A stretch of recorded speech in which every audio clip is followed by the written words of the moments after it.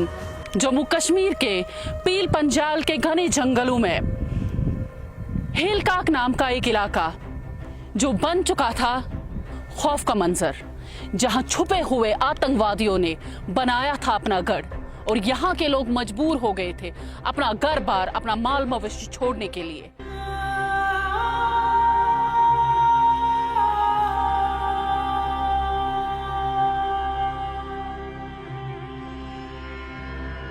दस से 12,000 फीट की ऊंचाई पर फैला हुआ यह इलाका, जहां घने जंगल, खतरनाक पहाड़ी रास्ते और हर मोड़ पर छुपा हुआ खतरा, यह वह वक्त था जब हिल काका धीरे धीरे पाकिस्तान प्रायोजित आतंकवाद का सबसे बड़ा ऑपरेशनल सेंचुरी बन रहा था। घने जंगल और दुर्गम इलाकों का फायदा उठाकर पाकिस्तान से ट्रेन होकर आए विदेशी आतंकवादी यहां अपना नेटवर्क मजबूत कर चुके थे। उन्होंने पहाड़ों के बीच सर्वाइवल बंकर बनाए, वायरलेस कम्युनिकेशन ग्रिड तैयार किए, रेशन डंप और हथियारों के ठिकाने स्थापित किए। कहा जाता था कि हिल काका के जंगलों में आतंकवादी सिर्फ छुपे नहीं थे, बल्कि उन्होंने अपनी समानांतर हुकूमत खड़ी कर ली थी। 2003 से पहले ही यहाँ बहुत मिलिटेंसी थी, बहुत मिलिटेंट यहाँ इधर उधर घूमते फिरते थे। इस वक्त इस टाइम में यहाँ बैठे हुए होते थे वो। इन पहाड़ों में सदियों से गुज्जर और बकरवाल कबीले अपने मवेशियों के साथ सफर करते आए थे। वे अस्थायी झोपड़ियां बनाते थे जिन्हें स्थानीय भाषा में ढोक कहा जाता है, लेकिन धीरे धीरे यही ढोक आतंकवादियों के छिपने के अड्डे बन गए। उन्होंने हमारे साथ जो कुछ किया वो पता उस मालिक को या हमारे जिस्म को है। ये दरिया खून का चल गया। एक दिन में हमारे 6 आदमी जख्मी हो गए, 4 मर गए, 2 जख्मी हो गए, वो 2 बच गए, 4 मर गए। स्थानीय लोगों को धमकाया गया, गांव वालों को डराया गया, कई बेगुनाह लोगों को प्रताड़ित किया गया और कई परिवारों को मजबूरन अपना घर बार छोड़ना पड़ा। तो लोगों को तंग करना, मारपीट करना शुरू किया। खाना लाओ हमारे लिए, हमें रास्ता दिखाओ, ये करो वे करो, हमारे साथ चलो। तो जब लोग तंग आए, कोई नहीं जाता था तो उसको वो वहाँ ही गला काट के छोड़ जाते थे। माओं के बच्चे जो थे वो उनको क्या कर दिया कि उन्होंने बच्चे को छोड़ कर दिया। कहीं बच्चे यतीम हो गए, कहीं औरतें कहीं बीवा हो गई। खौफ इतना गहरा था कि शाम ढलते ही पूरा इलाका खामोश हो जाता था, लेकिन उस अंधेरे में भी उम्मीद पूरी तरह जिंदा थी, क्योंकि स्थानीय लोग, गुज्जर, बकरवाल और पहाड़ी समुदाय अंदर ही अंदर आतंक के खिलाफ खड़े थे। यही बात है, छोटे छोटे बच्चे ले जाते थे। उस टाइम मजबूरी थी, उस टाइम कोई ऐसा बात नहीं थी, मजबूरी थी। तो उसके बाद इलाके में बहुत मिलिटेंट थे, बहुत। उस दौर में सिर्फ गोलियों की आवाजें ही नहीं गूंज रही थीं, बल्कि एक पूरी नस्ल का भविष्य भी खामोशी में दबता जा रहा था। हिल काका और उसके आसपास के इलाकों में बच्चों को तालीम से महरूम रखा गया। स्कूलों के दरवाजे बंद होने लगे, किताबों की जगह डर ने ले ली और मासूम हाथ जो कलम पकड़ सकते थे वो हालात के बोझ तले दबने लगे।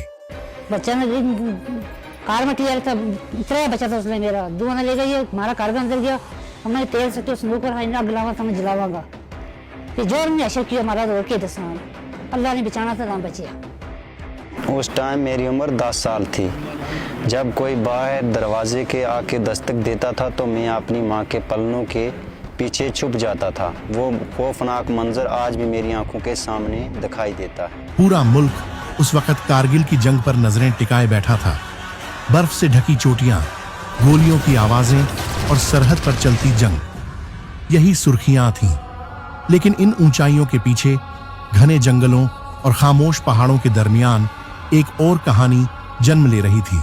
एक ऐसी कहानी जिसका जिक्र नक्शों में कम और फौजी फाइलों में ज्यादा मिलता है।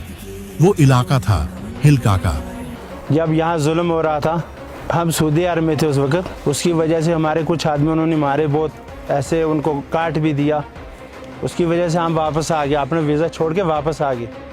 कई स्थानीय लोगों ने जान की परवाह किए बिना भारतीय सेना को महत्वपूर्ण जानकारी दी। उन्होंने जंगलों के रास्ते बताए, ढोकों की लोकेशन बताई और उन छिपे हुए आतंकवादी रास्तों का पता दिया जिन्हें सिर्फ स्थानीय लोग ही जानते थे। इस दहशतगर्दी को जड़ से मिटाने के लिए हमारी इंडियन आर्मी ने हिल काका के लोकल लोगों के साथ एक ऑपरेशन लॉन्च किया, ऑपरेशन सर्प विनाश।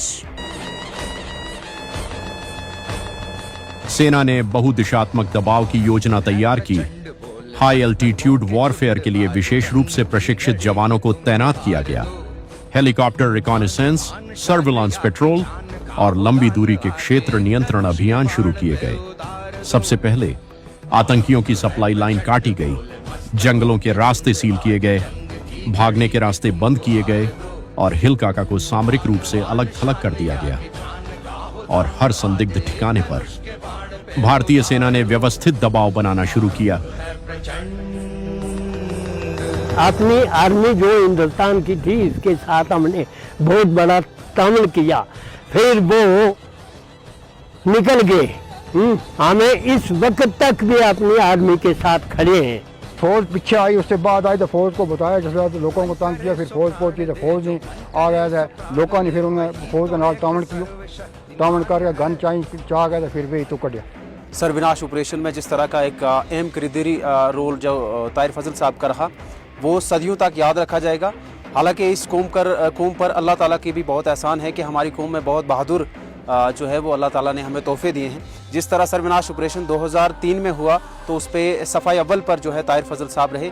हर कदम मौत के करीब ले जा रहा था, लेकिन वापस मुड़ने का कोई ऑप्शन नहीं था, क्योंकि कसम ये खाई गई थी कि हिल काका को आजाद करना है और दुश्मन का सर्वनाश करना है। युद्ध में निर्णायक हूँ मैं, दक्ष हूँ मैं, प्रखर हूँ, अचूक भी हूँ और निडर हूँ। अपनी ज्वाला से हूँ घातक मैं, अपनी वाणी से मुखर हूँ। मैं गनर हूँ, मैं गनर हूँ, मैं गनर हूँ, मैं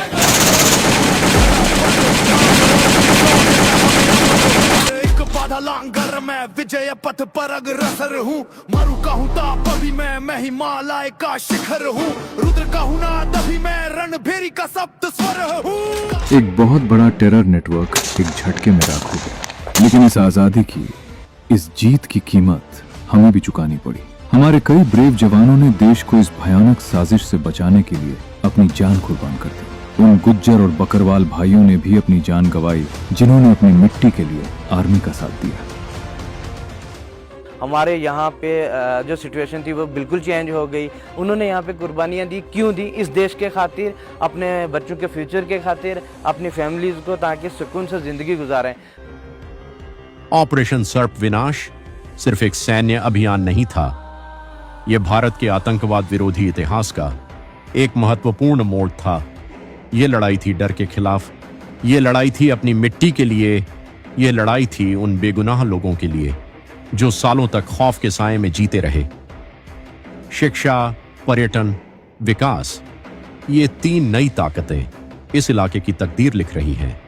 रोजगार और तरक्की बढ़ेगी और हर मुस्कुराते चेहरे के साथ हिल काका की कहानी और रोशन होती जाएगी, क्योंकि जब शिक्षा, तरक्की और अमन साथ चलने लगते हैं तो सिर्फ इलाके नहीं बदलते, पूरी नस्लें बदल जाती हैं। हिल काका अब सिर्फ एक नाम नहीं, बल्कि एक पैगाम है कि अगर इरादे मजबूत हों, अगर आवाम और फौज एक साथ खड़ी हो, तो सबसे मुश्किल वादियों में भी अमन के फूल खिल सकते हैं। ऑपरेशन सक्सेसफुल रहा, लेकिन हर जीत की एक कीमत होती है, और हिल काक के घने जंगलों में हमारी इंडियन आर्मी ने रहकर दिखाया कि हिम्मत क्या होती है। वंदे मातरम, वंदे मातरम।